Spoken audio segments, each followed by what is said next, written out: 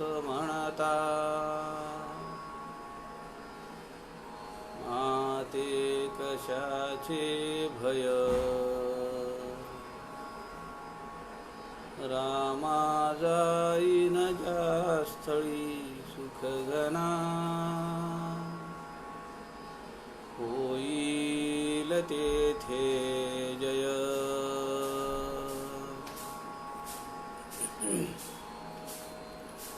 रामाया भुवनात्रयी तुझ विना नाही दुजा तारक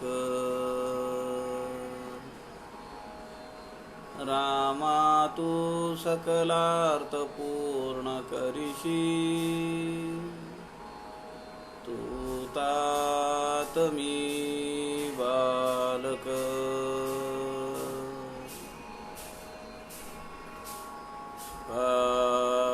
सारिखे पूर्ण वैराग्य याचे वसिष्ठा परी ज्ञान योगेश्वराचे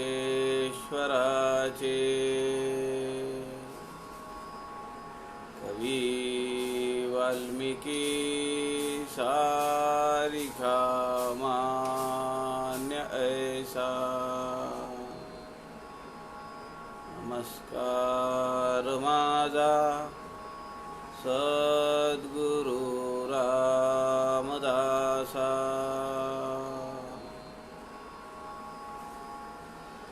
मला वाटते अंतरी त्वा वसावे तुझ्या दासबोधासी त्वा बोधवावे अपत्या परी पाजवी प्रेमरसा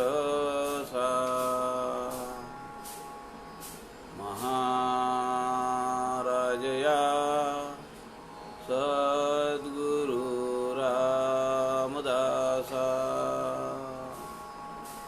जय जय रघुवीर समर्थ सब संतन की जय।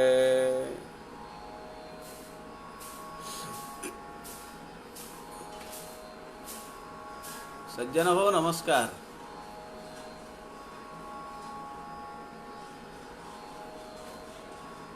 समर्थ रामदासांच्या वाङ्मयावर आधारित प्रस्थानत्रयी या मानाचे श्लोक ग्रंथराज दासबोध आणि आत्माराम या 3 ग्रंथांपैकी आपण मनाचे श्लोक आणि ग्रंथराज दासबोध या ग्रंथाच्या शेवटच्या दशकाचा आपण अभ्यास करतो आहोत, त्यावर चिंतन करतो आहोत। सध्याच्या या कोरोना विषाणू आणि त्याचा होणारा प्रादुर्भाव संसर्ग या सगळ्या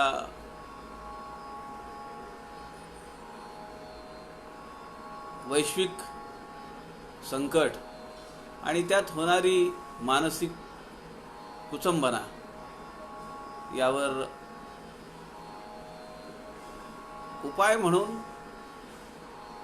मानवी मनाला, शरीराला, विचारांना एक वेगळी ऊर्जा मिळावी, एक चैतन्य मिळावं या दृष्टीनं आदरणीय प्रवीणजी शास्त्री यांच्या सूचनेप्रमाणे आपण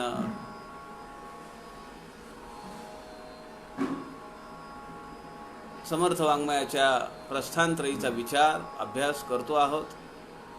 संत समागम या फेसबुक पेजच्या माध्यमातून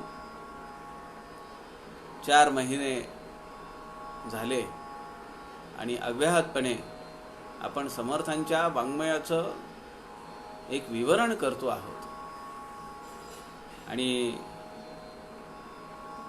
आज आपण 20व्या दशकातील तिसरा समाज जो आहे सूक्ष्म नामाभिधान याचा विचार करणार आहोत. सज्जनो, हा विषय ग्रंथराज दासबोधामध्ये अनेक वेळेला आलेला आहे यापूर्वी.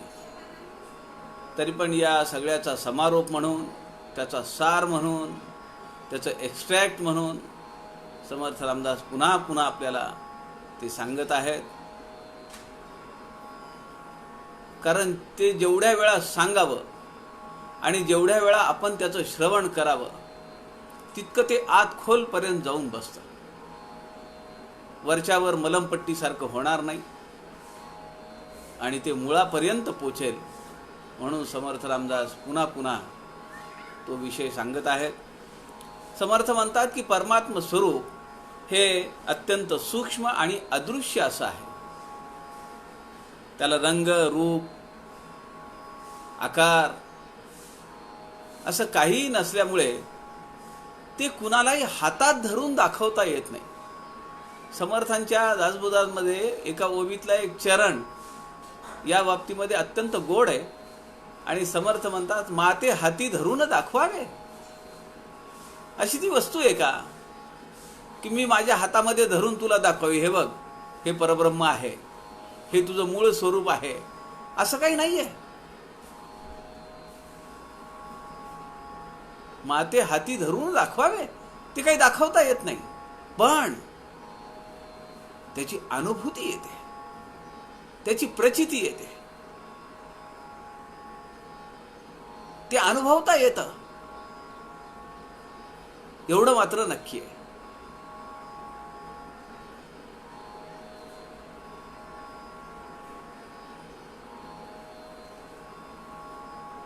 त्यासाठी समर्थ म्हणतात आपल्याला साधनेच्या वाटेने जाऊन अत्यंत सूक्ष्म अशी ज्ञानदृष्टी आणि अदृश्यात शिरणारी अशी ती दृष्टी जर आपल्याकडे असेल तर या परब्रह्म स्वरूपाची प्रचिती आपण नक्की घेऊ शकतो. समर्थ या समासात असंही सांगतात की दृश्य विश्व हे मिथ्या आहे, माईक आहे, नाशिवंत आहे, त्याचा ऱ्हास होत जातोय क्षणाक्षणाला, ते विनाशाकडे चाललेलं आहे हे माहिती आहे. दृश्य विश्व काय किंवा माझं स्वतःचा देह काय, माझं स्वतःचं आयुष्य काय, पण हे सगळं लक्षात येऊन सुद्धा या दृश्य विश्वातला हा खोटेपणा, यातलं माईकपण, मिथ्यापण, हे सगळं लक्षात येऊन सुद्धा सामान्य माणसं त्यातच गुरफटून बसतात. याचं आश्चर्य समर्थ रामदासांना वाटतंय.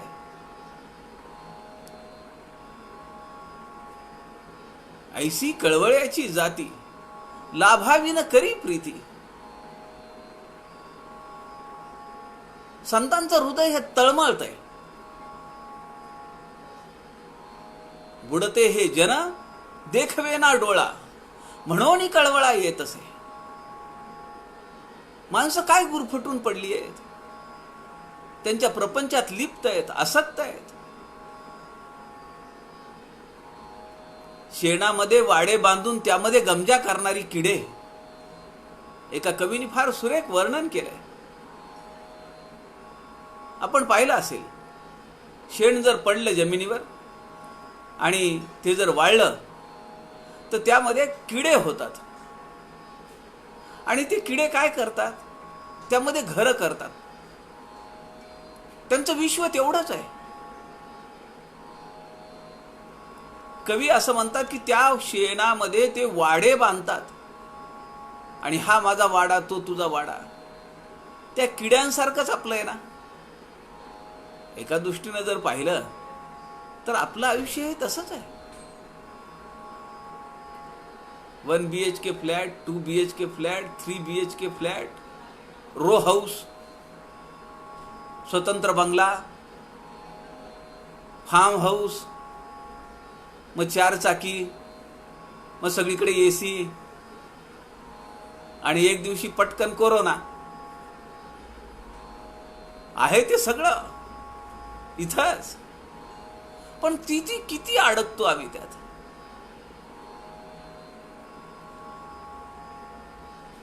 माझे एक मित्र आहेत, ते खरं तर वयाने मोठे आहेत,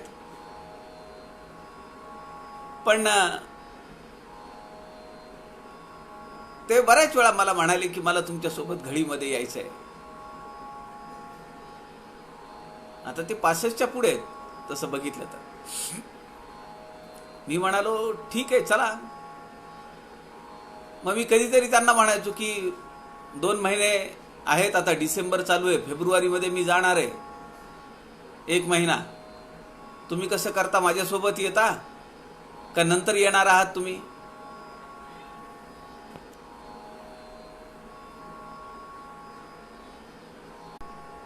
तुम्ही माझ्यासोबत येणार असाल तर आपण दोघं मिळून जाऊ.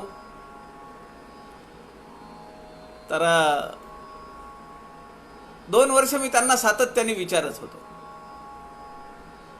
ते मला म्हणाले की आपण नाही मिळूनच जाऊ म्हणले.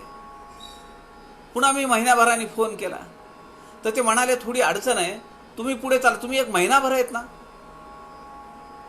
मी येतो म्हणले तिथं. मी म्हणले तिथं फोन लागत नाही,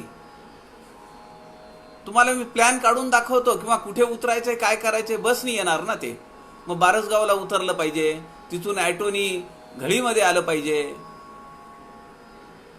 असं मी त्यांना सगळं ते एका कागदावर काढून पाठवलं. ते आलेच नाहीत. दुसऱ्या वर्षी मी पुन्हा त्यांना स्मरण दिलं. पुन्हा काहीतरी घराचं काहीतरी काम निघालं, काहीतरी निघालं, अडचण झाली. आता त्यांना 2-3 नातू आहेत, 3 मुलं आहेत, त्यापैकी 3 मुलांना नातू नाती झालेले आहेत. मी मध्यंतरी आपल्याला माहिती आहे की 4 महिने मुलाकडे राहून आलो.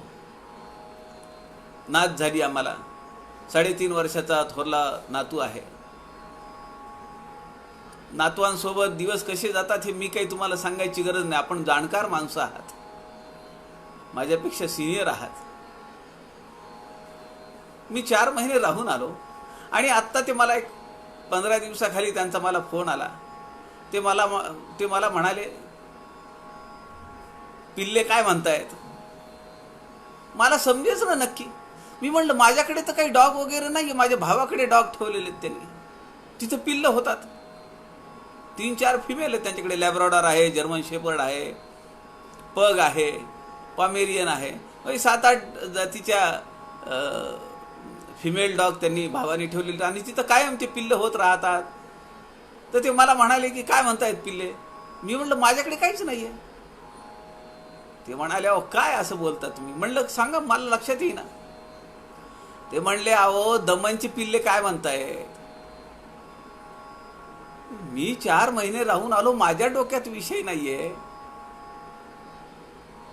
माणूस कसा त्या दृश्य विश्वामध्ये रममाण होतो आणि एकानंतर एक विश्व तयार करत जातो. आता त्यांचे नातू नात कमी आहेत का की त्यांनी माझ्या नातवांमध्ये लक्ष घालावं. मोठं विचित्र काम आहे हो. समर्थ म्हणतात ईश्वरे मोठे सूत्र केले, मनुष्य मात्र गुंतवून राहिले. ढोंढते राही जाओ, बाहेर पडायचं कामच नाही. एक ग्रस्त असं मला म्हणाले, 4-5 वर्ष माझ्या मागे लागले, मला यायचंय मला यायचंय. म्हणलं फॉर्म देतो तुम्हाला, फॉर्मही भरून टाका, 1 महिना घडीवर व्यवस्थापक म्हणून जा.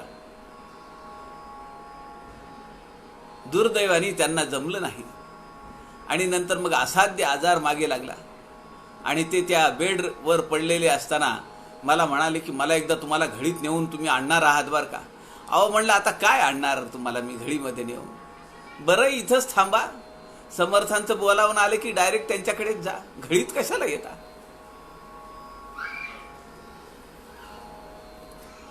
दृश्य विश्वातला खोटेपणा लक्षात येतो, नातेसंबंधातला खोटेपणा लक्षात येतो. जीवाचं रान करून, रक्ताचं पाणी करून, अहोरात्र कष्ट करून मिळवलेलं धन, संपत्ती, इस्टेट या सगळ्यातला फोलपणा लक्षात येतो, पण माणूस त्यातून बाहेर पडतच नाहीये. मोठं सूत्र केलंय ना भगवंतानी.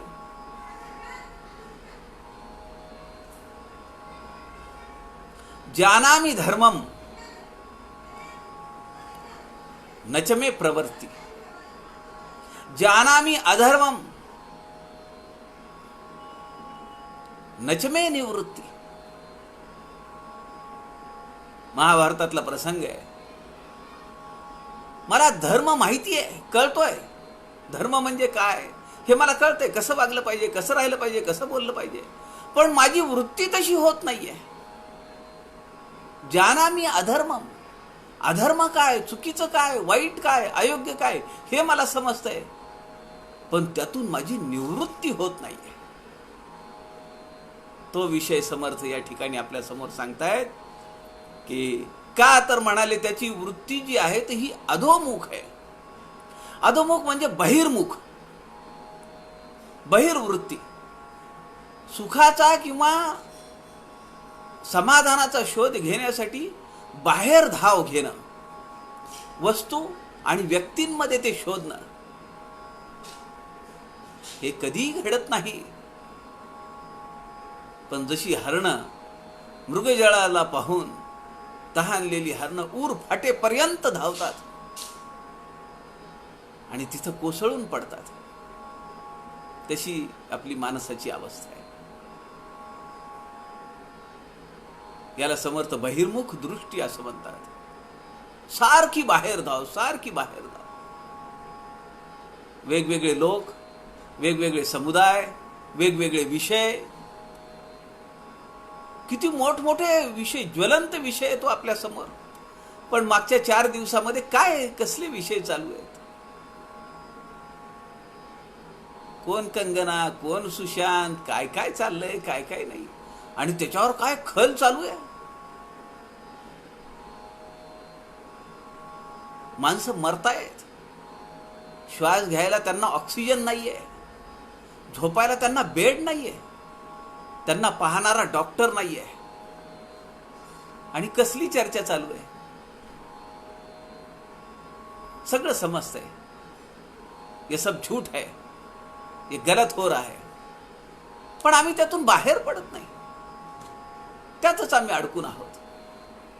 आणि मीडिया तर टपूनच आहे. बाईट द्या तुमचा एक. मग किती जणांनी मला पाहिलं, त्याचा TRP काय आहे?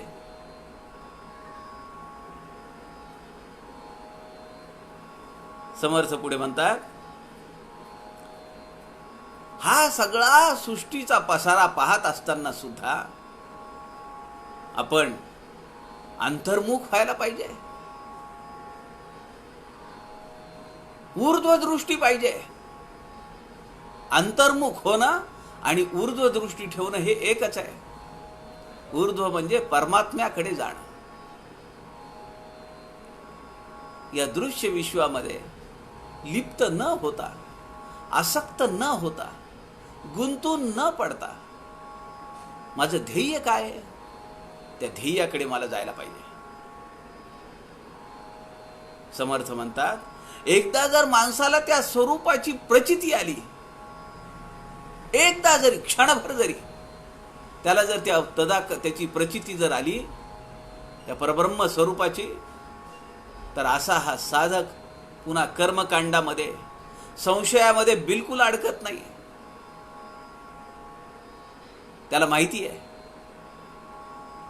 मी ज्याचा शोध घेतो आहे ते मला गवसलंय, ते कुठेही ते मला सापडलंय, आता मी त्याला सोडणार नाही.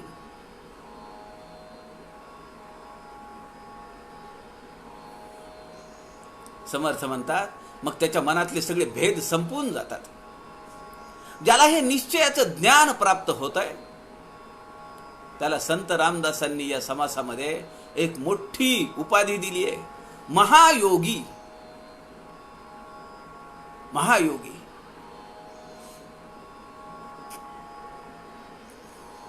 समर्थ पुढे म्हणतात, शेवटी या समासाच्या साधकाला एकदा जर हे समजलंय की हे सगळं नाशिवंत आहे, मिथ्या आहे, याच्यामध्ये मला अडकायचं नाहीये. मग हे सगळं समजल्यानंतर या दृश्य विश्वामध्ये ज्या घडामोडी होणार आहेत, सुखदुःखाचे उमाळे फुटणार आहेत, त्याचा परिणाम साधकाच्या मनावर का व्हावा? मोठा मार्मिक प्रश्न समर्थांनी या समासामध्ये विचारला. विशेषतः जे संत वाङ्मयाचा अभ्यास करतात, समर्थांच्या दासबोधाचा अभ्यास करतात, समर्थ रामदासांच्या मनाच्या श्लोकांचा अभ्यास करतात, वाङ्मयाचा अभ्यास करतात, त्यांच्या मनात संदेह का निर्माण व्हावा? असं झालं म्हणजे मला दुःख झालं, ते झालं म्हणजे मला आनंद झाला. लाभा लाभो जया जयो समदर्शीनत्वः. जशी गुणसाम्य अवस्था आहे गुणक्षोभिणीच्या अगोदरची, तशी समदर्शीनत्वा आपल्या जीवनामध्ये सुख काय आणि दुःख काय याच्याबद्दल आपल्याला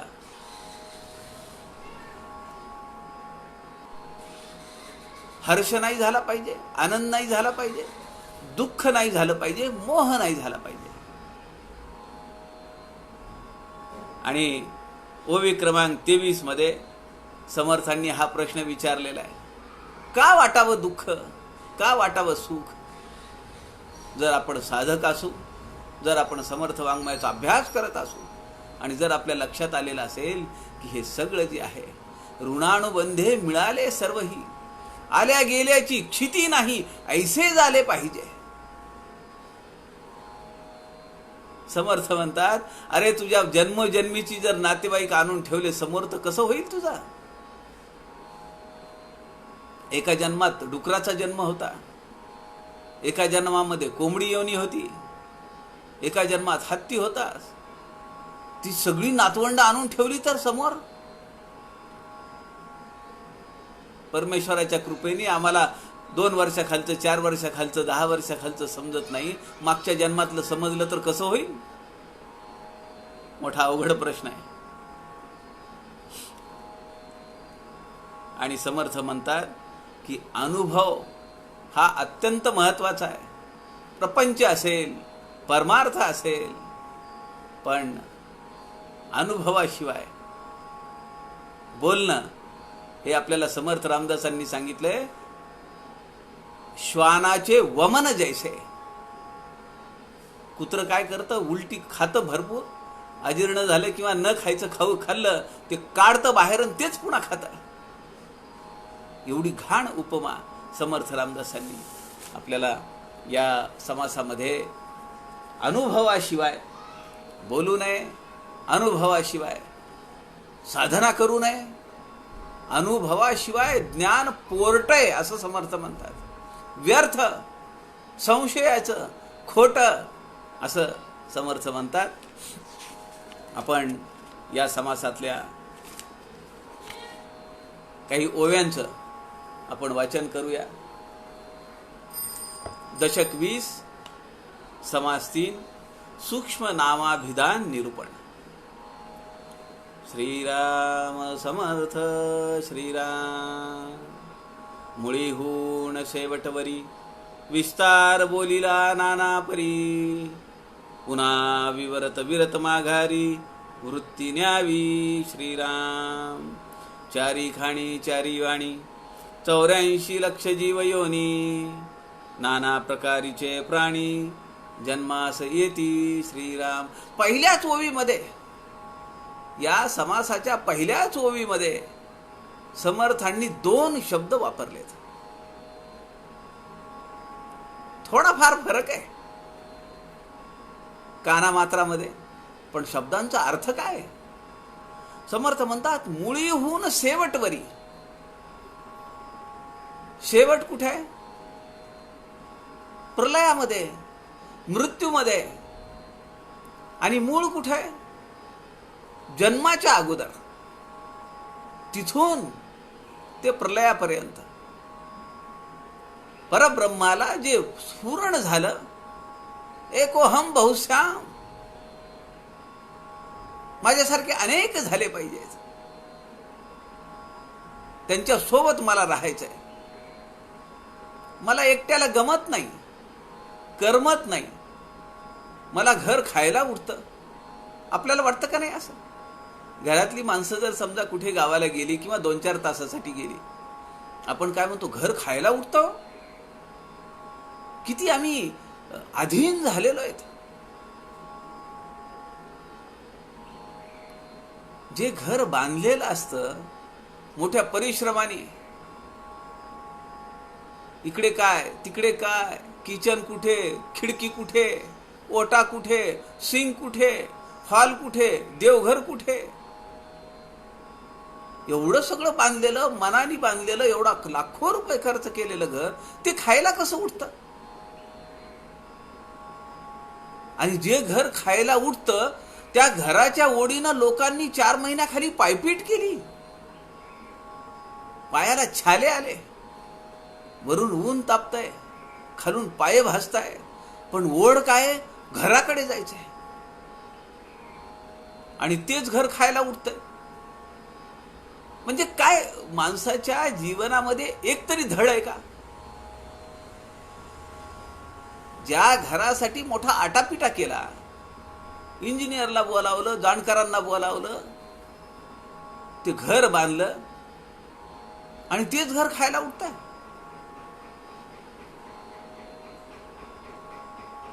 आणि अशा खायला उठणाऱ्या घराच्या ओढीनं हजारो लोक एप्रिल मे मध्ये अनवाणी पायाने फिरत होते.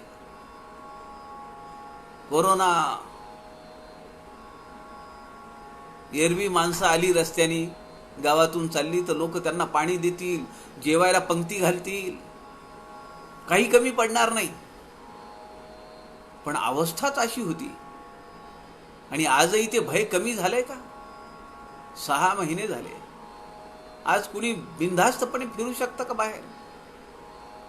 नाती नात्यात ठेवली नाही त्या कोरोनाने, माणसातली माणुसकी ठेवली नाही. म्हणून त्या जाहिराती दाखवाव्या लागतात.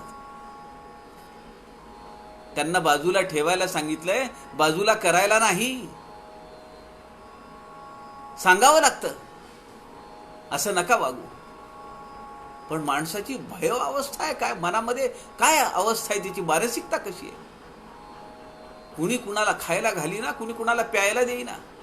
पाणी नाही, जेवण नाही, खायला नाही, प्यायला नाही. माणसं फिरतायत, लहान लहान लेकरं घेऊन खांद्यावर, कडेवर, लहान लहान बालक घेऊन लोक मैलोन मैल चालत गेली. मुळीहून शेवटवरी विस्तार बोलीला नाना परी, त्या परब्रह्माला स्फुरण झालं, एकोहम बहुश्याम. आणि त्या स्फुरणामुळे ती जी असंख्य शक्ती ज्या परब्रह्मावर अधिष्ठानावर कार्यरत आहे, त्यापैकी एक शक्ती ती जागृत झाली. तिच्यामध्ये सुप्त रूपाने त्रिगुण आहेत, गुणसाम्य अवस्था आहे ती. त्याचं वर्णन मागच्याही समासात होतं, या समासामध्येही आहे. पुढे पावली स्पष्ट दशेते, पंचभूतांच्या रूपांनी ती स्पष्ट दशेमध्ये, व्यक्त रूपामध्ये ती बाहेर पडली. मुळातले त्रिगुण ही पंचमहाभूत, 5 + 3 = 8, ती अष्टधा प्रकृती.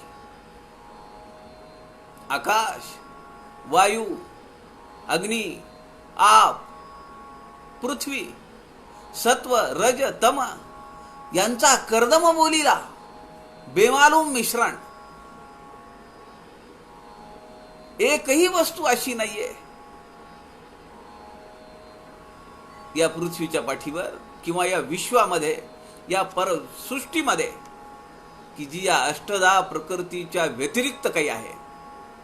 सगळ्यामध्ये मान्य आहे, पर्सेंटेज कमी जास्त आहे. मागे मी एकदा बोललो समर्थवती सुनील दादा चिंचोळकरांनी एक सुरेख उदाहरण दिला. 10 मजली इमारत उभी आहे आणि त्या इमारतीच्या एका भिंतीवर एक झाड आलेलं आहे. कुणी लावलं झाड? बरं, ते झाड 1-2 वेळा कापलं तर जातही नाहीये.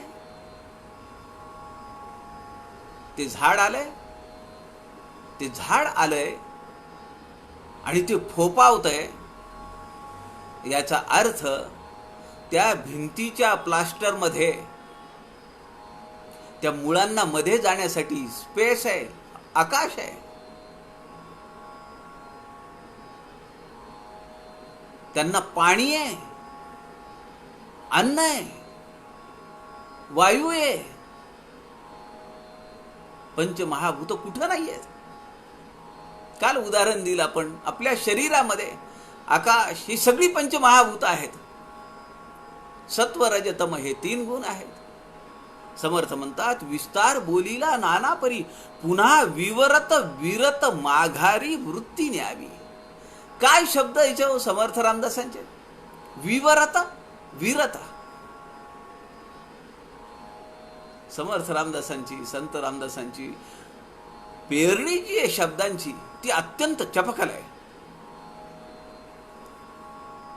2 शब्द आहेत, विवरत आणि विरत. विवरत म्हणजे व्यापक होणे. विवरता विवरता विशेषा विशेष कळो लागे. शेवटच्या समासात आपल्याला ती ओवी घ्यायची आहे. झाले साधनाचे फळ, संसार झाला सुफळ, निर्मूळ ब्रह्मते निश्चळ, अंतरी बिंबले श्रीराम. अंतरी बिंबला, बाहेर शोधायची गरज नाही. कसं काय बिंबला अंतरी? विवरत विरत. विवरत म्हणजे व्यापक होणे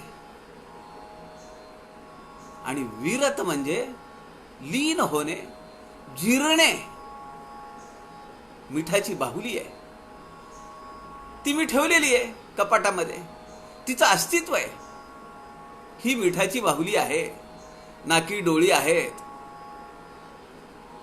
करतो ना आपण, साखरेचे अनेक पदार्थ करतात जावयाला देण्यासाठी, किंवा लग्नामध्ये ते ठेवलेली असतात सगळी रुखवताच्या निमित्ताने.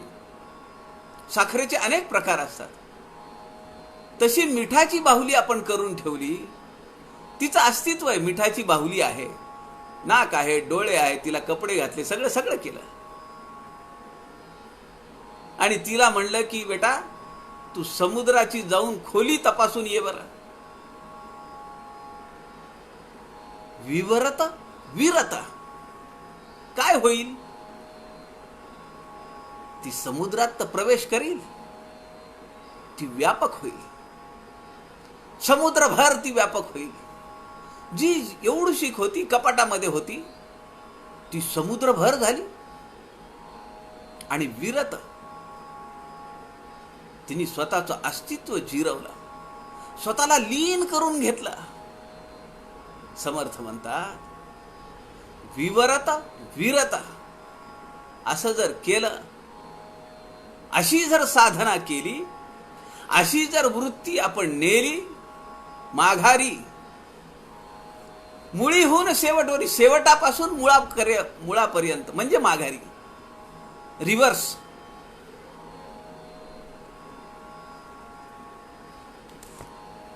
समर्थ 9व्या दशकामध्ये म्हणतात, हे न बोलताच विवरीजे. हे न बोलताच विवरीजे, विवरोन विरोन राहिजे. आता राहिल्यानंतर बोलायला काय हरकत आहे? पण 3ऱ्या चरणात समर्थ म्हणतात, मग अबोलण्याची साजे महापुरुषी. खरं तर तो सगळा विरला, त्याचं अस्तित्व संपलं, तो व्यापक झाला. तुम्हाला नाही दाखवता येणार. इथे तिथे तिथे सगळीकडे, all the time, all the places. सदा सर्वदा. पण असं असून सुद्धा समर्थ म्हणतात मग अबोलणेची साजे, त्याला काय सजून दिसतं, काय शोभून दिसतं? अबोलणे. तो बोलू शकतो का? ते परब्रह्म स्वरूप मी पाहिलंय, त्या ज्ञानाची मी प्रचिती घेतलेली आहे. मला ब्रह्माचा साक्षात्कार झाला. अस्ति मांसाचा गोळा पाहेन ब्रह्मासी म्हणे डोळा, समर्थ म्हणतात. या दोन शब्दांवर आपण विशेष लक्ष दिलं पाहिजे. विवरत आणि विरत व्यापक झालं पाहिजे आणि आपलं अस्तित्व लीन केलं पाहिजे, जिरवलं पाहिजे. अहो, समर्थांनी 1 दशक घातलंय ह्याच्यासाठी. 1 दशक. दशक क्रमांक 7. अख्खा दशक घातला. विवरत विरत साधना करण्यासाठी. काय नाव आहे त्याचं? मी पण विरहित साधना. मी पण, अहम विरहित. मग साधना कुणी करायची आहे? मोठं अवघड आहे ना.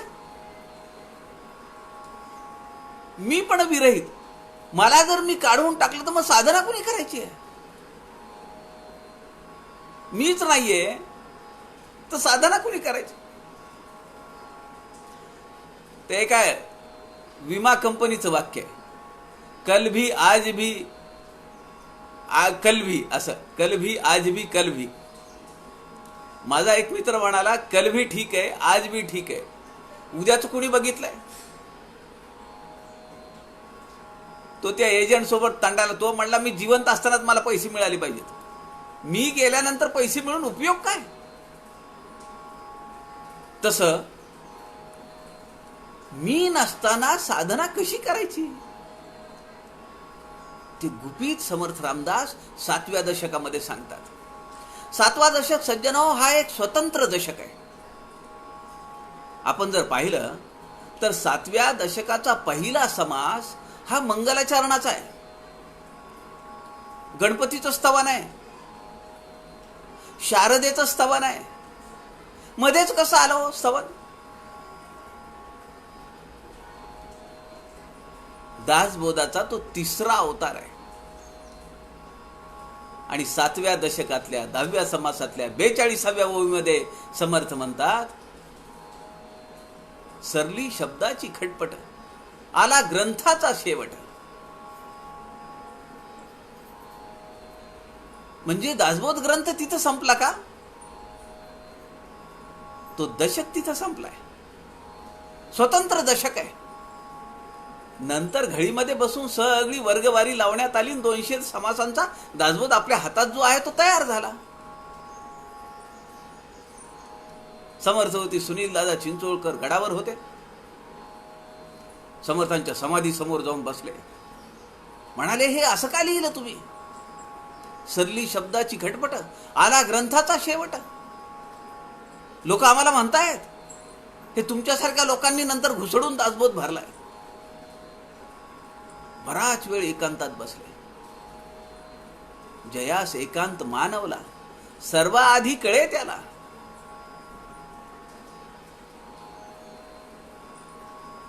स्वरूपापर्यंत जाता येत, स्वरूपी विश्रांतीस जावे.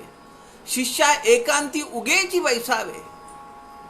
काही करू नको, न करून प्राणी राम नाम जपे वाणी. सदा संतुष्ट चक्र पाणी, तया लागी सांभाळी.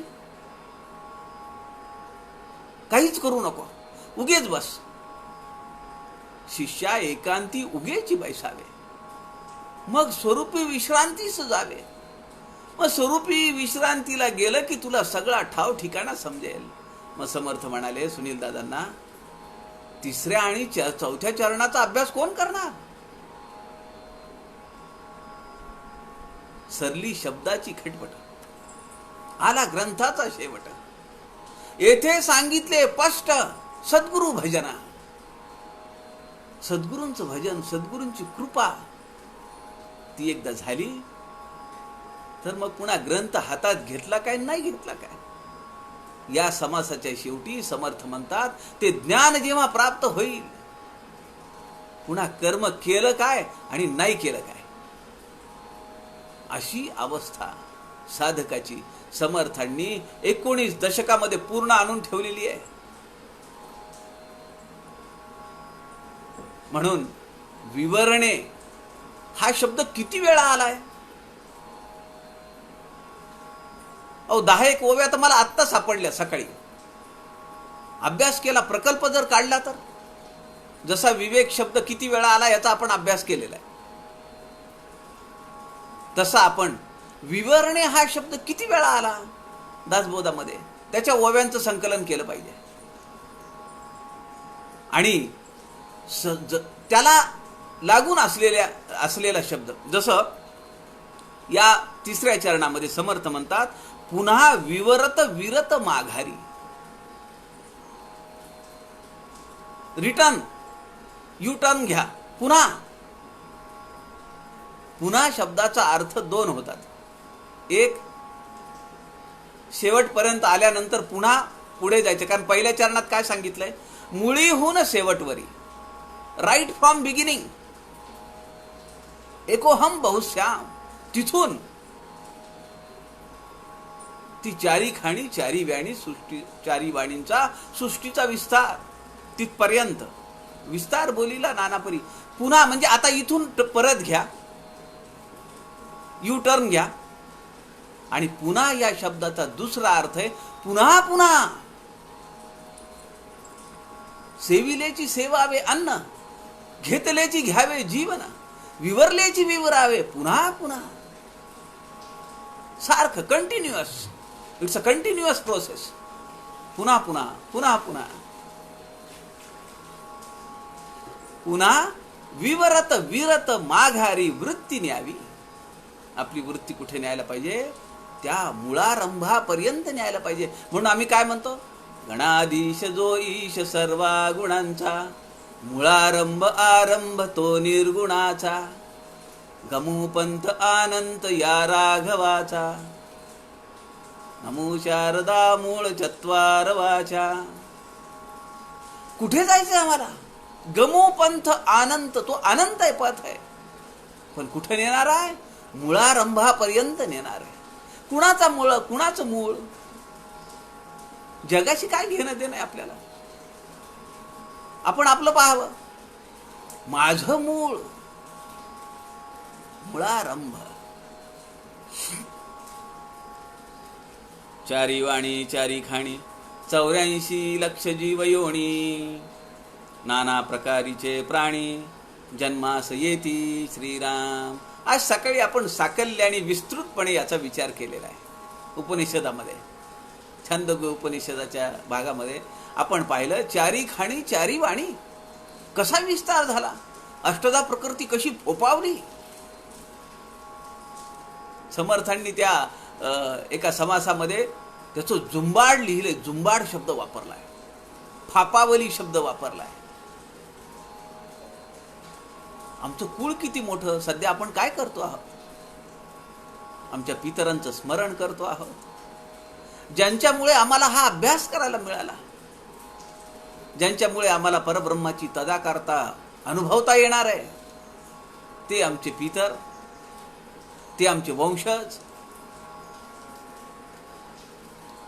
त्यांचं स्मरण आम्ही करतो आहोत. 4 वाणी 4 खाणी, परा पश्यंती मध्यमा वैखरी. परा हे मुळारंभ आहे, शेवटवरी म्हणजे वैखरी. शेवटी वर निघणारी वाणी कुठली आहे, वैखरी. समर्थ म्हणतात मुळीहून शेवटवरी, बेंबीच्या मुळापासून, देठापासून वर वर वर वर इथून बाहेर पडणारी वैखरी. आणि परा ती बेंबीच्या तिथे देठाजवळ आहे, स्फुरण देतीये. आज काय काय आहे, हा आठवडा कशाचा आहे, हे 15 दिवस कशाचे आहेत, सगळं प्लॅनिंग, सगळं स्फुरण तिथं चालू आहे. आणि तिथून अनेक संकल्पना, अनेक वासना, अनेक विषय, अनेक कल्पना बाहेर पडत असतात आणि त्याचं इम्प्लिमेंटेशन आपण करत असतो. त्यातच गुंतून राहतो. मुळाकडे जायला वेळच नाहीये. चंचळ नदी गुप्त गंगा, पावन करे स्मरणे जगा. चंचळ नदीचं आपण प्रकरण वाचलेलं आहे, समर्थांच्या दासबोधामध्ये समास वाचलेला आहे. कोण जातो विरुद्ध प्रवाहामध्ये? सगळे प्रवाहाच्या सोबत पतित होतात, प्रवाह पतित होतात. शब्दच आहे प्रवाह पतित. प्रवाहाच्या सोबत गेलात की पतन निश्चित आहे. पण 99.99% लोक त्याच रस्त्याने जातात. अत्यंत विरळा लोक आहेत, लाखांमध्ये एखादा आहे. 137 कोटीमध्ये किती लोक आहेत की जे निष्काम भक्ती, मी पण विरहित साधना करतायत. समर्थांनी सांगितलेली सगळे तर काम्य कर्मासाठी मागे लागले. ही साधना करा, मनातल्या इच्छा पूर्ण होती. दिवा लावा महिनाभर, नातू होईल. झाडून काढा महिनाभर, लग्न जमेल. पाणी घाला झाडाला महिनाभर, प्रमोशन होईल. सगळं जग त्याच्या मागे लागलेलं आहे. आम्हाला मुळीहून शेवटवरी जायचंय. चारी वाणी चारी खाणी, परा पश्यंती मध्यमा वैखरी. आणि चारी खाणी आपण सकाळी बघितल्या. अंड, जार, स्वेदज, उद्भिज. अंड्यांमधून ज्यांचा जन्म होतो ते अंडज आहेत. काही प्राण्यांच्या बाबतीमध्ये मात्र दोन्ही आहेत बरं का. त्याला विज्ञानामध्ये 2 शब्द आहेत. एक आहे ओव्ही पॅरस, OVIPAROUS, ओव्ही पॅरस. म्हणजे ओ म्हणजे अंडे, असं लक्षात ठेवायला हरकत नाही, अंडज. आणि VV पॅरस, VIVI, VV पॅरस म्हणजे नाळ असलेला जन्म. ओव्ही पॅरस आणि VV पॅरस. अंडज म्हणजे ओव्ही पॅरस, VV पॅरस त्याला जारज म्हणलेलं आहे. जो जन्म घेताना आपल्या भोवती जार गुंडाळून येतो त्यालाच आपल्या भाषेमध्ये वंकनाळ असं म्हणतात. अंबिलिकल कॉर्ड, की ज्यातून त्याला सगळं रसपान मिळतं, त्याचा देह वाढतो आईच्या उदरात असताना. जारज, स्वेदज. शास्त्र असं सांगतं की घामामध्ये ऊचा जन्म आहे. डोक्यामध्ये घाम येतो आणि तो जर स्वच्छ नाही केला तर त्यामध्ये ऊचा जन्म आहे. आता हे शास्त्र सांगतंय. स्वेद म्हणजे काय? शेवटी आपाचं तत्व आहे, आप तत्व आहे. घाम हे आप तत्व आहे, लाळ आप तत्व आहे, डोळ्यातून येणारं पाणी आप तत्व आहे, मूत्र आप तत्व आहे, रक्त आप तत्व आहे. स्वेदज हे आप तत्व आहे. आपतत्वामध्ये जीव जगतो. आधुनिक शास्त्राने मान्य केलंय 150 वर्षाखाली. पहिला एक पेशी जीव अमिबा कुठे तयार झाला? पाण्यामध्ये तयार झाला. म्हणून ते स्वेदज. आणि उद्भिज, जमिनीतून वर. उद्भिज, उद म्हणजे वर. जमिनीतून जे अंकुर फुटून वर येतं, शेकडो वर्ष, हजारो वर्ष ती झाडं राहतात. 1990च्या काळामध्ये, 1890च्या काळामध्ये लावलेला पिंपळ वृक्ष अंदमानला आहे. ज्यांनी ते सगळे अत्याचार पाहिले, ज्यांनी त्या ब्रिटिशांचे अत्याचार पाहिले, स्वातंत्र्य सैनिकांच्या किंकाळ्या पाहिल्या, त्यांचे गेलेले जीव पाहिले, त्यांचे देह फेकून दिलेले पाहिले. तो पिंपळ वृक्ष साक्षीदार आहे. किती वर्ष झाली? 1890च्या दरम्यानचा वृक्ष आहे तो. आज काय वृक्ष आहे? तो साक्षीदार आहे, एकमेव साक्षीदार आहे. सेल्युलर जेलमध्ये आपण जायला पाहिजे तिथं. हे 4 वाणी आणि 4 खाणी समर्थ म्हणतात 84 लक्ष जीव योनी. किती मोजली आहेत? कुणी मोजली आहेत? असंख्य प्रकारचे जीव आहेत. अहो, डिस्कवरी मध्ये कधी जर तुम्ही एखादा तास बसून बघा समोर त्या चॅनलच्या, या जगामध्ये एवढे प्राणी आणि एवढे किडे आहेत की त्यांची नावं आम्हाला माहिती नाही, त्यांचे प्रकार आम्हाला माहिती नाही.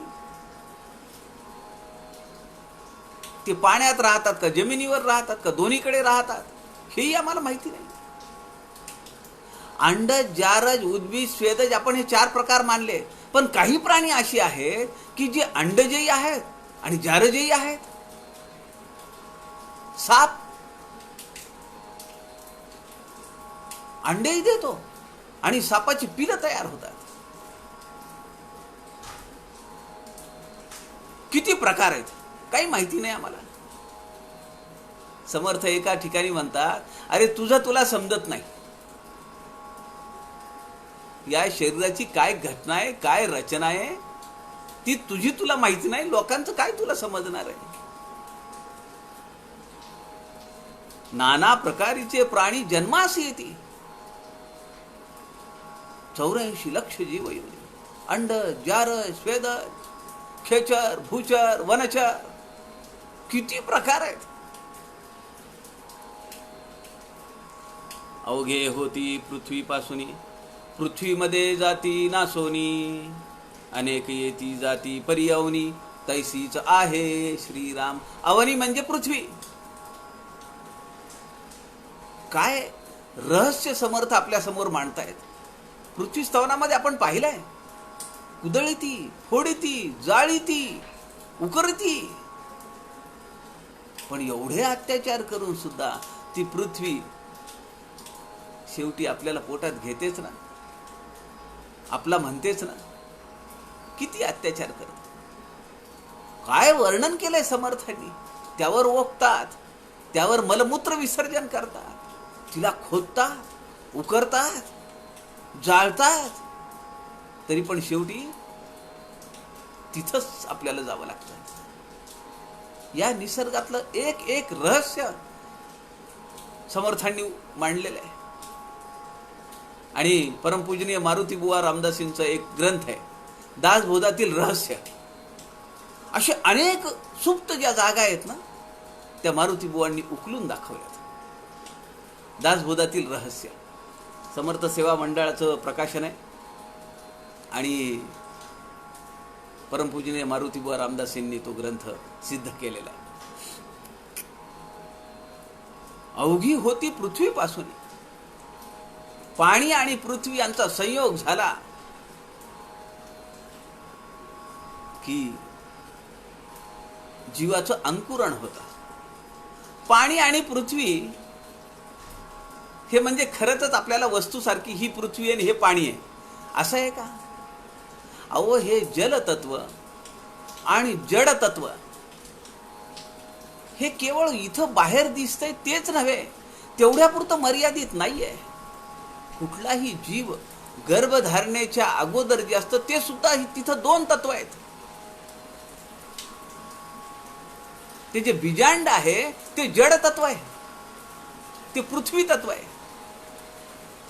आणि त्याला जाऊन संयोग घडवणारं जे वीर्य आहे ते जलतत्व आहे, आपतत्व आहे. ते फॅलोपियन ट्यूब मधून, ओव्हरी मधून असे श्रेडिंग होतं बीजांडांचं. ओहम त्याला म्हणतात, ओहम, ओव्हन नव्हे, ओहम.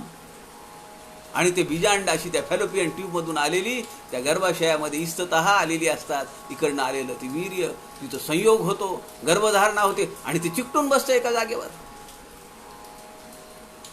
सृष्टीचा विकास कसा होतो आहे 350 वर्षापूर्वी हे सगळं समजणारा आणि शब्दबद्ध करून ठेवणारा हा महान पुरुष आहे संत रामदास स्वामी. अवघे होती पृथ्वी पासोनी, पृथ्वीमध्ये जाती नासोनी. स्पेन मध्ये पाहिला, पण इटलीमध्ये पाहिला. पोकलँड लावून खड्डे केले आणि त्या थप्पीच्या थप्पी लावल्या. आपल्याकडे रांगा लागलेल्या आहेत. भट्टीच्या बाहेर फर्नेस. काही मिनिटामध्ये राख. किती वर्ष जगला, किती किलो टनानी खाल्लं. खरंय का नाही? 70 वर्ष, 80 वर्ष, 90 वर्ष. किती वर्ष जगतो माणूस. टनानी खाईल का नाही? काय काय गमजा करतो, काय काय कुलंगड्या करतो. आणि त्या इलेक्ट्रिकल भट्टीमध्ये घातल्याबरोबर काही मिनिटांमध्ये राख. पृथ्वी तत्व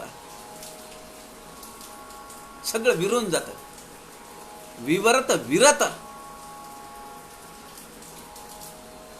ते विरण होण्याच्या अगोदर आपल्याला विरलं पाहिजे. त्याला समर्थ म्हणतात विवेक प्रलय. 2 पिंडाचे, 2 ब्रह्मांडाचे आणि 5वा प्रलय विवेक प्रलय. भट्टीमध्ये जायच्या अगोदर आम्ही आमचा देह इथं विरवून टाकला पाहिजे. माझ्यातला अहंकार मी नष्ट केला पाहिजे. मी पण विरहित साधना. दशक 7. ती साधना आम्हाला समर्थ पुन्हा या समासामध्ये शिकवताय. पुन्हा पुन्हा पुन्हा पुन्हा करा म्हणताय. अवघे होती पृथ्वी पासोनी, पृथ्वीमध्ये जाती नासोनी. साधूचा देह खितपला अथवा श्वानादिकी भक्षीला.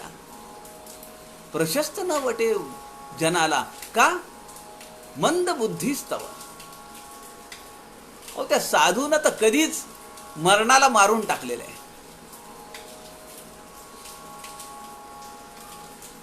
तो जगतोय ते फक्त उपकारासाठी. देहो प्रारब्धावरी टाकीला. काय घेणं देणं आहे.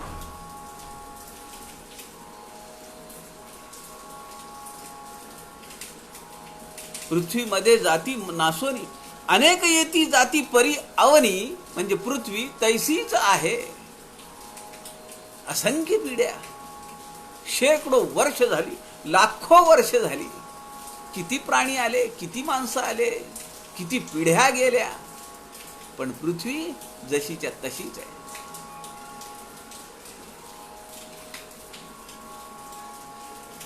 ऐसे हे सेंड्याकडील खांड, दुसरे भूतांचे बंड, तिसरे नामाभिधाने उदंड, सूक्ष्म रूपे श्रीराम. मागच्या समासातला संदर्भ इथं समर्थ म्हणतात ऐसे हे सेंड्याकडील खांड. शेंडा म्हणजे एकदम वर, तिकडचं खांड आहे, तिकडचा तुकडा आहे शेंड्याकडचा. ऐसे हे सेंड्याकडील खांड, दुसरे भूतांचे बंड. हे तिसरं खांड आहे विस्तार सृष्टीचा. दुसरं भूतांचं बंड. काल आपण पाहिलं ना, बंड मोडून काढा म्हणून सांगितलंय. ते विठ्ठल सुंदरचं बंड मोडून काढायचं का नाही? काय गडबड होती आता?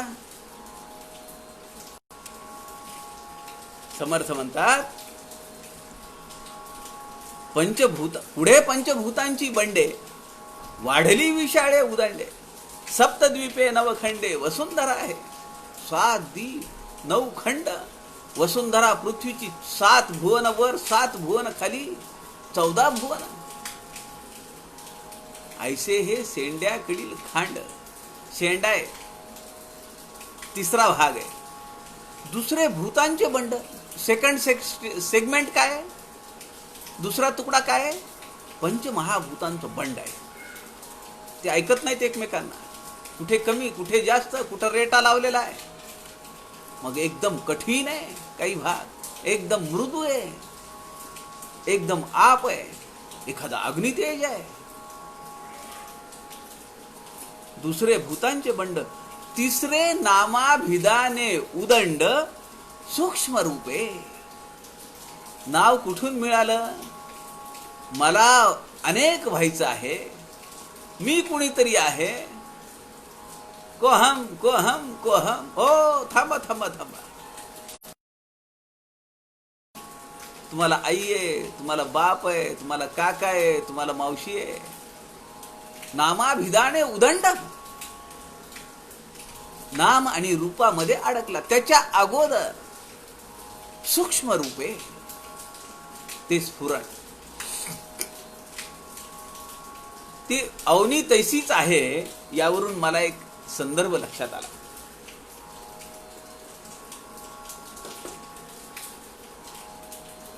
आम्ही बद्रीनाथला गेलो 4 वर्षाखाली, 5-6 वर्ष झाली. आणि रांगेमध्ये होतो आम्ही. बद्रीनाथ नाही, केदारनाथला. केदारनाथच्या मंदिराच्या समोर आम्ही रांगेमध्ये होतो. आणि माझ्या शेजारी एक 2-4 जण लोक होते. आणि ते नगर जिल्ह्यातले होते, मराठी बोलत होते. त्यांच्यात चर्चा चालू होती. मी तुम्हाला सांगतो का, आम्ही जे वर्ष गेलो होतो ते जो प्रलय झाला त्याच्या दुसऱ्या वर्षी आम्ही तिथे गेलो होतो. तर ती मंडळी सांगत होती. मग मी त्यांच्याशी चर्चा केली. ते म्हणाले, अहो इथं जे आपण थांबलोय ना,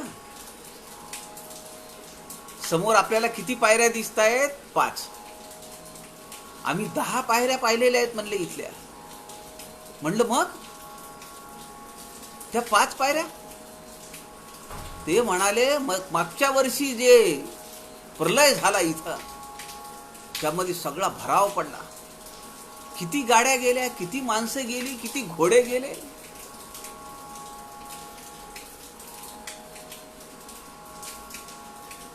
अवनी जशीच्या तशीच आहे. गडप केलंय तिने सगळं. ज्या सिनेमामधल्या सुशांत सिंह, त्याची एवढी चर्चा चालू आहे. आणि त्यांनी, मला त्या सिनेमाचं नाव आठवत नाही, परंतु त्यांनी एका सिनेमामध्ये काम केलेले. आणि तो त्या सगळ्या प्रलयाचा, केदारनाथचा जो प्रलय झाला त्यावर आधारित तो सिनेमा आहे. मी थोडा वेळ तो पाहिला होता, खूप वर्ष झाली त्या गोष्टीला. पण फार भयानक आहे ते सगळं. अवनी जैशी तैशीच आहे, तिला काही फरक पडत नाही. स्थूळ अवघे सांडून द्यावे, सूक्ष्म रूपे ओळखावे, गुणापासून पाहिलेच पहावे, सूक्ष्म दृष्टी श्रीराम. गुणापासून मूळ मायेपर्यंत, म्हणून इथं शब्द आलेला आहे, गुणापासून पाहिलेच पहावे, त्रिगुणांपासून मूळ मायेपर्यंत. आणि ते कसं पाहिलं पाहिजे? त्या डोळ्यांनी दिसतं का? सूक्ष्म दृष्टी, त्यालाच ज्ञान दृष्टी असं म्हणलेलं आहे. स्थूळ अवघे सोडून द्यावे. स्थूळ घेऊन जातं का कुणी?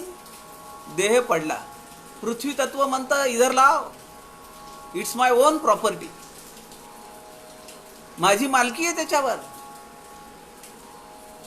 कपडे तर टाकावेच लागतात. ज्या बांबूवरनं न्यावं लागतं ते बांबू टाकावे लागतात. हा देह सुद्धा इथंच पडावा लागतो. म्हणून समर्थ म्हणतात, स्थूळ अवघे सांडून द्यावे. कसं सांडून द्यावं? सोडून द्यावं नाहीये, सांडून द्यावे. हे स्थूळ सोडताना कुठेही लिप्तता नको, टाचा घासणं नको. नको, मला जगायचंय, मला जगायचंय. आहा. म्हणून 4 समाज समर्थांनी मृत्यू निरूपणावर घातलेत सज्जन हो. त्याचा जर आपण अभ्यास केला, चिंतन केलं, मनन केलं, तर या स्थूळ देहाला सांडून एका क्षणात आपण पुढे निघू. ती तयारी समर्थ करून घेतात आपल्याकडनं. किती विशेष आहे. स्थूळ अवघे सांडून द्यावे, सूक्ष्म रूपे ओळखावे. माझं जे सूक्ष्म रूप आहे, जे वासना बीज आहे, ते मला ओळखता आलं पाहिजे. आणि त्याचा मी जिवंत असताना, मेल्यानंतर कुठून ओळखणार ते? आणि उपयोग काय नंतर ओळखून? ते ओळखता आलं पाहिजे आणि त्याचा निराश करता आला पाहिजे. निर्वासना, निर्वृत्ती अवस्था. जमेल का हो हे? बोलायला तर खूप सोपं आहे. मला मोठा प्रश्न पडतो कधी कधी. संध्याकाळी अंथरुणावर पडल्यानंतर रात्री मी विचार करतो की आपण काय तत्वज्ञान मांडतो. खरं सांगतो, तुमच्या समोर खोटं नाही सांगणार. पाठीमागे समर्थ आहेत, पुढे समर्थ भक्त आहेत. खोटं सांगून काय, मला कुठल्या पातकात जायचंय? कोणतं मोठं पाप करायचं नाही. पण एके दिवशी रात्री मागच्या महिन्यामध्ये मी अंथरुणावर पडलो, बराच वेळ झोप येईना आणि असा सहज डोळा लागला आणि मला असं जाणवलं की माझी दृष्टी गेली आहे, मला दिसत नाहीये.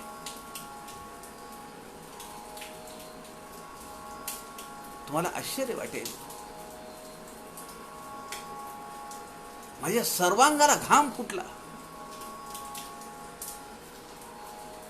मी धडपडून जागा झालो. दिसत नाहीये. आता कसं होईल आपलं? घाम, अक्षरशः घाम फुटला मला. थोडा वेळ उठून बसलो, विचार केला. म्हणलं, आपण जे काही सांगतो आहोत दुपारी, हे फक्त शब्दज्ञान आहे का? जर वास्तव आयुष्यामध्ये जर असं काही घडलं तर?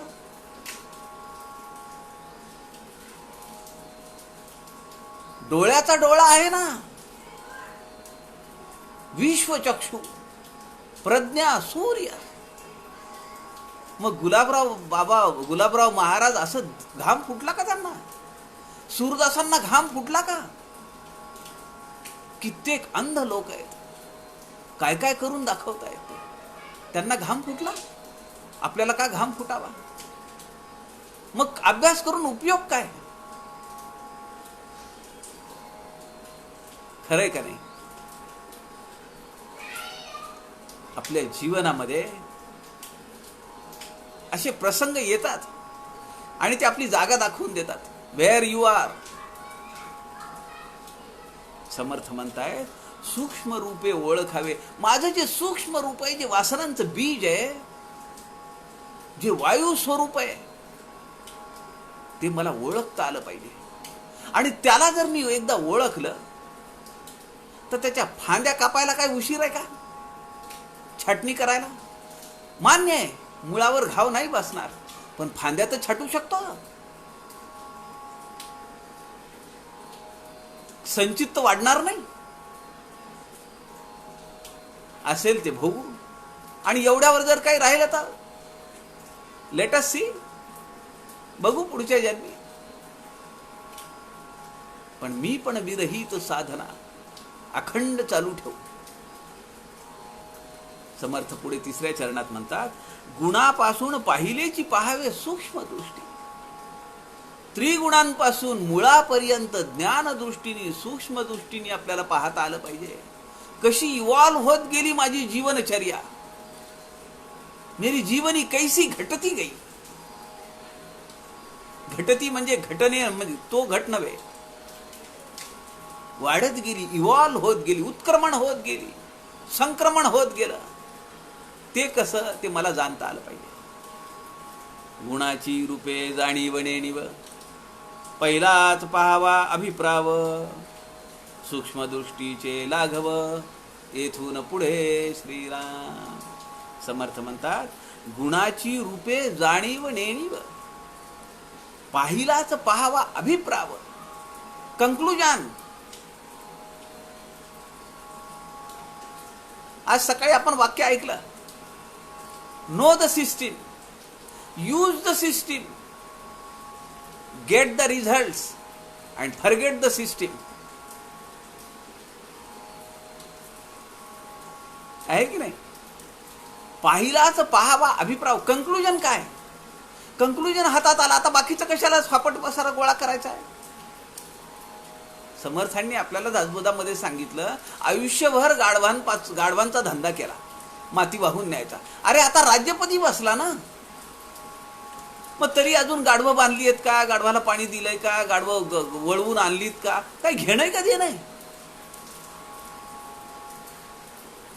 गुणांची रूपे जाणीव नेणीव, पाहिलाच पहावा अभिप्राव, कन्क्लुजन पहा, डायग्नोसिस, इन्फरन्स, सूक्ष्म दृष्टीचे लाघव येथून पुढे. आणि हे जर समजलं, लाघव लावण्य एका दृष्टीला अत्यंत मनोहारी आहे, अत्यंत गोड आहे, असं ते समज लाघवी रूप आहे. आपण काय म्हणतो, काय लाघवी आहे हो. तिथून खरं आपल्याला ते गौप्य गुज समजणार आहे. म्हणून समर्थ रामदासांनी हा शब्द इथं वापरलेला. शुद्ध नेणीव तमो गुण, शुद्ध जाणीव सत्वगुण, जाणीव नेणीव रजोगुण, मिश्रित चारिला श्रीराम. त्रिगुणाची रूपे ऐसी, कळो लागली अपैसी, गुणा पुढील कर्दमासी, गुणक्षोभिणी बोलिजे श्रीराम. आता त्या पहिल्या ओवीत जी आपल्याला सांगितलंय, मुळीहून शेवटवरी विस्तार बोलीला नानापरी, पुन्हा विवरत विरत माघारी वृत्ती न्यावी. पुन्हा समर्थांनी इथून पहिले पाढे 55. शुद्ध नेणीव तमोगुण, रुद्र खवळतो. नातू आहे ना, आपल्याला सांगितलंय, नातू आजोबाला पंजोबाला खातोय म्हणले. विशेष वाटतं का नाही आपल्याला? नातू पंजोबाला खात असतो का? पण आपण जर सृष्टीची रचना पाहिली तर हा जो तमोगुण आहे रुद्र, तो सगळ्याचा नाश करतो. म्हणून समर्थ म्हणतात, शुद्ध नेणीव तमोगुण, जाणतच नाहीये. नेणीव न जाणणे. राग आला का मग क्रोध आला, काही खरं नाही. माय बापाशी नीच उत्तर आहे, तो तमोगुण. समर्थांनी सांगितलं की नाही, ज्यांनी जन्म दिला क्रोधाच्या भरामध्ये, रागाच्या भरामध्ये, माय बापाशी नीच उत्तर आहे. आणि तो असा कोण आहे माणूस? तमोगुण आहे. जन्मला जयाचे उदरी, तयाशी विरोध करी, सखी मानुली अंतुरी, तो एक मूळ. काही ना काहीतरी मोह आहे, काही ना काहीतरी राग आहे, काही ना काहीतरी द्वेष आहे, कुठेतरी क्रोध आहे. आणि क्रोधाच्या पोटी हे न जाणणं होत आहे. नेणीव, शुद्ध नेणीव तमोगुण, शुद्ध जाणीव सत्वगुण. विष्णू तो पालन करतोय, कुणालाही मरू देत नाही. काय पाहिजे? रोटी कपडा मकान क्या चाहिए और? जीवन जगायला काय काय आवश्यक आहे ते सगळं विष्णू देतो, कारण तो सत्वगुणी आहे. शुद्ध जाणीव सत्वगुण, त्याला जाणीव आहे. सर्प डसाया येतो, प्राणी भेवून पळतो, जाणीव सारखीच आहे दोघांकडे. दोघांनाही जीव वाचवायचा आहे. सापाला वाटतं माणूस मारेल का, म्हणून तो तिकडे जातो. माणसाला वाटतं सर्प चावायला यायला लागला, मला दंश करील, मी मरून जाईल, मग माणूस पळतो. दोघही पळतायत. जाणीव एक आहे. मग जाणीव एकच आहे म्हणल्यानंतर प्रश्न, शिष्याने प्रश्न विचारला. समर्थांनी सांगितलं, अरे मग मी तू त्याच्यात काही खोटं आहे का? पाणी दोघांनाही थंडच आहे का नाही? अग्नी दोघांनाही गरमच आहे का नाही? आलं का लक्षात तुझ्या? जाणीव एक आहे ते. शुद्ध जाणीव सत्वगुण, जाणीव नेणीव रजोगुण, कर्दम, जाणीव नेणीवचं मिश्रण, त्याला समर्थ म्हणतात रजोगुण. आणि रजोगुणी माणूस अनेक व्याप करतो. हा धंदा काढ, तो व्यवसाय कर, ते काढ, पुन्हा ते दुसरा टाक, दुसरा झाला का तिसरा टाक. मग एकाच गावात नाही तर ब्रँचेस काढा, आमच्या शाखा, यादी, कुठेही तुम्हाला फ्री सर्व्हिस मिळेल.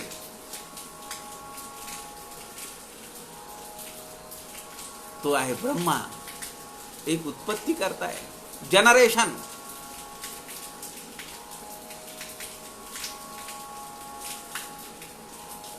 एक ऑर्गनायझेशन.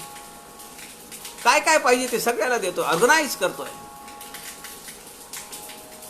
आणि डिस्ट्रक्शन म्हणून ते गॉड आहे. Generation, organisation, destruction. Brahma, Vishnu, Mahesh. रजोगुण. समर्थांनी गुणांची वर्गवारी लावताना, त्रिगुणांचा अभ्यास करता सांगताना आपल्याला अशीच वर्गवारी लावलेली आहे. आपण पाहिलं असेल. पहिल्यांदा रजोगुण आहे. का? उत्पत्ती करताय. सत्वगुण आहे, मग तमोगुण आहे. प्रलय, सर्वनाश, व्यतिरेक. पुढे समर्थ म्हणतात, त्रिगुणाची रूपे ऐसी, कळो लागली अपैसी, गुणापुढील कर्दमासी, गुणक्षोभिणी बोलीजे. गुणापूर्वीच्या कर्दमासी, कर्दम म्हणजे चिखल, मिश्रण, गुणक्षोभिणी बोलीजे. रजतम आणि सत्व तिहीचे जेथे गुढत्व, ते जाणीजे महत्त्व, कर्दम रूप श्रीराम.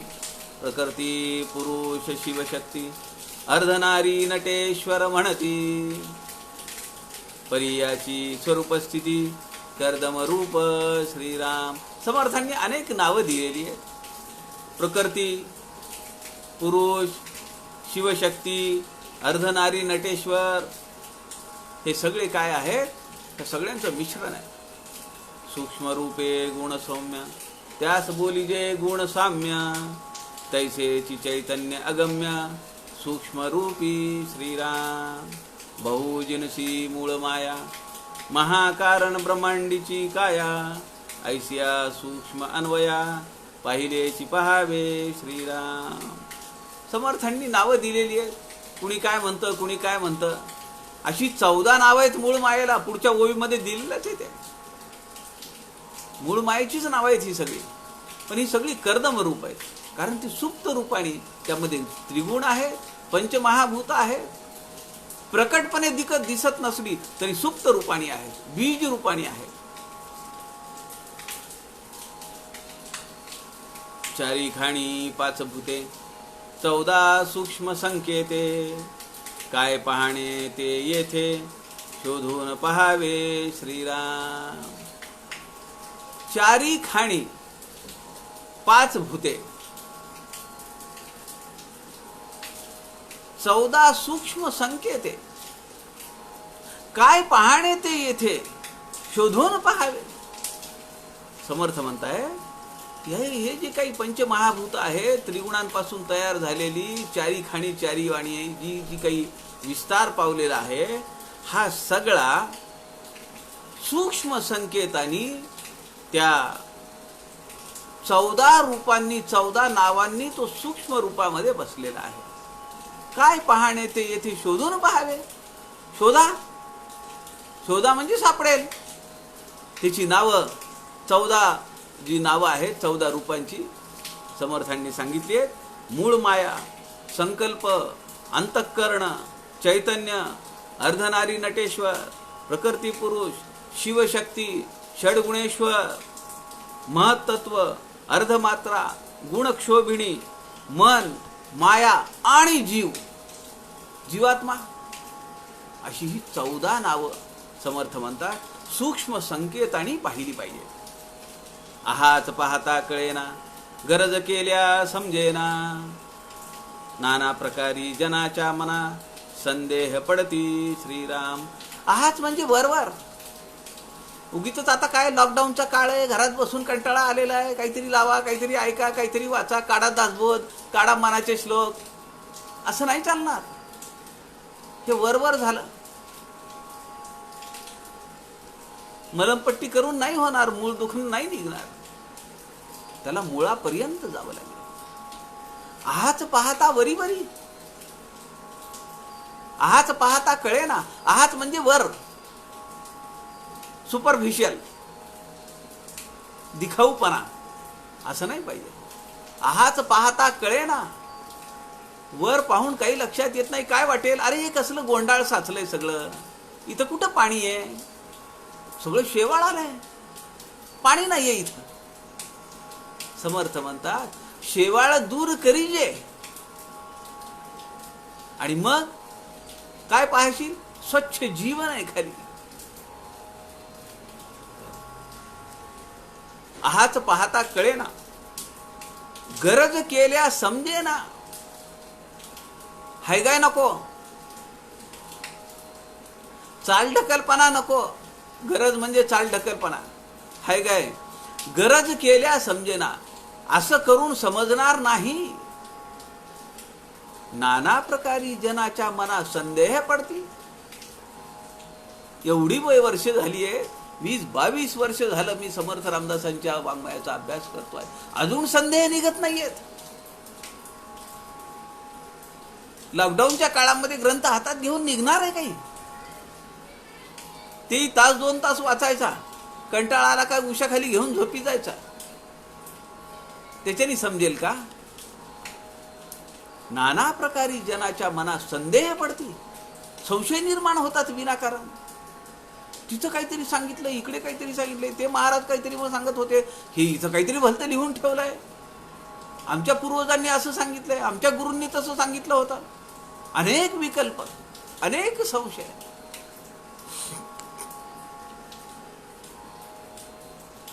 चौदा 5 19 19 4 23 यामध्ये मूळ चतुर्दश पाहिलेची पहावे श्रीराम. 30 ओव्यांचा समास आहे. खरं तर मला असं वाटत होतं, हा 20वा दशक जेव्हा चालू केला तेव्हा मला आदरणीय प्रवीणजी गुरुजींचा फोन आला. ते म्हणाले की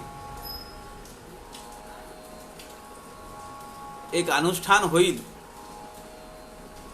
आणि पक्ष पंधरवडा झाल्यानंतरच मग आपण दुसऱ्या ग्रंथाला हात लावू, तोपर्यंत हे चालू द्या. मी म्हणलं अहो असं शक्य नाहीये. म्हणलं राहिले 10 दिवस आणि राहिले 10 समास, आणि म्हणलं सगळ्या समासांमध्ये तत्वज्ञान आहे. माझ्यासारखा तोकडा माणूस काय सांगणार, काय निरूपण करणार ह्याच्यावर? कदाचित एका दिवसामध्ये 2-2 समास संपून जातील. ते म्हणाले नाही नाही तुम्ही चालू द्या. सर्व आधी कळे त्याला. एकांतात राहतात ना प्रवीणजी शास्त्री, तुम्ही पाहिलं असेल रात्री 11-12 वाजता सुद्धा ते एकांतामध्ये बसून काही अनुष्ठान चालू असतं त्यांचं. एखादा ग्रंथ वाचत असतात, एखादं स्तोत्राचं पठण चालू असतं. जयास एकांत मानवला, सर्व आधी कळे त्याला. समर्थ म्हणतात त्याची प्रचिती आली मला. ते म्हणाले काही काळजी करू नका, चालू द्या. आणि 2 दिवस असे झाले की 14 आणि 15 ओव्यामध्ये 1.5 तास संपला. मलाच आश्चर्य वाटतंय.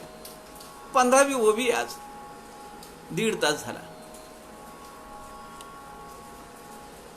14 5 19. खरं तर यामध्ये काही आहे का हो सांगण्यासारखं? तत्वज्ञान आहे सगळं, काय सांगायचं. पण प्रचितीला महत्व दिलेलं आहे समर्थांनी. आपल्याला माहिती आहे या समासामध्ये सुद्धा प्रचितीबद्दल अनेक ठिकाणी संदर्भ आलेले आहेत. आणि आज दिवसाचं महात्म्य, प्रचितीच्या दिवसाचं महात्म्य. आज विश्व बंधुत्व दिवस आहे, विश्व बंधुत्व दिन. 11 सप्टेंबर 1893. आपल्याला माहिती आहे, my sisters and brothers of America, आणि टाळ्यांचा कडकडाट. स्वामी विवेकानंद, सद्गुरूंची प्रचिती. तुम्ही पाहिलाय का देव? नरेंद्र समोर उभा राहून विचारतोय. किती वर्ष आहे हो सहवास सद्गुरूंचा? 4-4.5 वर्ष. नरेंद्र समोर उभा राहून विचारतोय ठाकूरांच्या, रामकृष्ण परमहंसांच्या, तुम्ही देव पाहिलाय का? अगदी शांत चेहऱ्याने स्मित हास्य करत ठाकूर म्हणाले, हो, जसा मी तुला पाहतो आहे तसा मी देव पाहिलाय. अच्छा, मग दुसरा प्रश्न, तुम्ही देवाशी बोललात का? हो, जसा मी तुझ्याशी बोलतो आहे तसा देवाशी बोललो आहे. सगळी मनातली आशंका तुटली. सगळे संशय फिटले, प्रचिती आली, ये कुछ और है. आणि जेव्हा ठाकूर तर गेले निघून निजधामी, पण शारदा मातांनी पाहिलं होतं. ठाकूरांनी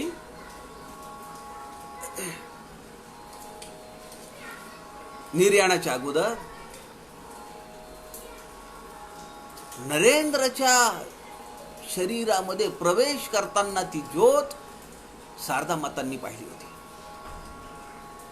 म्हणून जेव्हा शिष्यांनी पुन्हा विषय काढला, काय करायचंय, शिकागोला जायचंय का नाही, एवढा मोठा प्रसंग आहे, आपली बाजू मांडली पाहिजे. नरेंद्राची इच्छा नव्हती जायची. स्वामीजींना वाटत नव्हतं जावं म्हणून, कारण त्यांना आदेश नव्हता तसा. ते म्हणाले, जर मी जाईन तर मी समाजासाठी जाईन, त्यामुळे माझ्या तिकिटाचा खर्चाचा जो प्रश्न आहे तो समाजाने सोडवला पाहिजे. शारदा मातांना पत्र लिहिलं, शारदा मातांनी ग्रीन सिग्नल दिला. अहो, समुद्रावरून जाणं, समुद्र पार करणं म्हणजे बाटणं, महापाप करणं, असं त्या काळामध्ये लोकांची धारणा आहे. त्या काळामध्ये स्वामीजी निघाले, पण स्वामीजींना माताजींनी जरी सांगितलं, शारदा मातांनी ग्रीन सिग्नल दिला, ओके केलं, तरी पण स्वामी विवेकानंदांच्या मनात अजूनही जाण्याची इच्छा नाहीये, कारण त्यांना काही संकेत मिळालेले नाहीये. आणि एके दिवशी संध्याकाळी झोपलेले असताना त्यांना एक स्वप्न पडलं. श्री रामकृष्ण परमहंस समुद्रावरून चालत निघालेले आणि ते मागे पाहत आहेत आणि नरेंद्राला म्हणतायत, ये माझ्या मागे. आणि स्वामी विवेकानंद ते जायचं ठरवलं त्यांनी. आज 11 सप्टेंबर 1893, दुसऱ्या दिवशी उद्या जगातल्या प्रमुख वर्तमानपत्रांमध्ये स्वामी विवेकानंदांचं नाव आहे. ज्या स्वामी विवेकानंदांनी आपल्या जीवनामध्ये समर्थ रामदासांच्या वाङ्मयाचं अनुकरण केलेलं आहे, परिशीलन केलेलं आहे, प्रचार केलेला आहे, विचार जगाला दिलेला आहे. आज दुसरं महात्म्य आहे ते म्हणजे विनोबाजींचा आज जन्मदिवस आहे. ज्या विनोबाजींनी मनाचे श्लोक म्हणजे सुवर्णाची लगड आहे, सोन्याची लगड आहे म्हणून सांगितलं, आणि समर्थांचं वाङ्मय म्हणजे सोन्याची खाण आहे असं सांगितलं. या जगातला पहिला मॅगसेस पुरस्कार जर मिळाला असेल तर विनोबाजींना मिळाला आहे. आपल्या आईला गीता समजावून सांगायची म्हणून गीताई ज्यांनी रचली, भूदानासारखी मोठी चळवळ या देशाला दिली, सगळेच्या सगळे भाऊ ब्रह्मचारी राहिले. त्यांच्या एका भावानी मनाच्या श्लोकांवर सुरेख विवरण केलेलं आहे शिवाजीराव भावेंनी. आज अविधवा नवमी आहे, समसमा संयोग आहे. आज आमच्या पितरांचं स्मरण करायचं आहे, स्वामी विवेकानंदांचं स्मरण, विनोबाजींचं स्मरण, समर्थांचं स्मरण. असं करत आपण आजच्या दिवशी इथं थांबूया. उद्या परत दुपारी 2 वाजता या समासाचा अभ्यास पुढे चालू ठेवूया. आपल्या सगळ्यांच्या हृदयस्थ परमेश्वरास नमस्कार करतो. झालेली सेवा समर्थांच्या चरणी अर्पण करतो. जय जय रघुवीर समर्थ.